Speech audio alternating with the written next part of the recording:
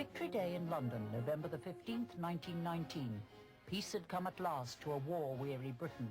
There were amazing scenes of public revelry and rejoicing. The country, said one observer, became like a giant school let out.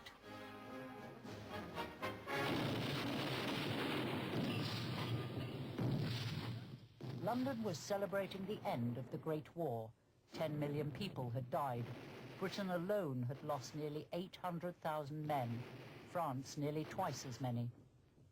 The impact of the First World War produced a tremendous revulsion with war and a determination that it mustn't happen again.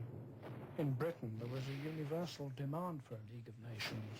There was tremendous support, and the same is true actually of France and Germany and Austria and Italy. There was enormous support for the idea of a League of Nations. The American President Woodrow Wilson is generally regarded as the father of the League of Nations. There shall be no private international understandings of any kind. Diplomacy shall proceed always frankly and in the public view. At the Paris Peace Conference in 1919, delegates agreed with him that the peoples of the world must act together to prevent the outbreak of future wars. Most people welcomed the idea of a League of Nations, including the British Prime Minister, David Lloyd George. I look forward to the League of Nations to remedy, to repair and to redress. It will be there as a court of appeal to readjust crudities, irregularities, injustices. In 1920, the home of the League was fixed in Geneva. A new era seemed to have dawned. In particular, the threat of war was to be dealt with by collective security, nations standing firmly together in the face of aggression.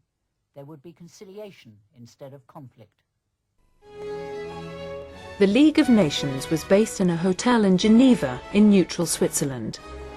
In the event of an international dispute, countries could bring their case to When the Covenant of the League of Nations was drafted, it included in Article 16 provision for, first, economic sanctions, if aggression was persisted in, and then military sanctions.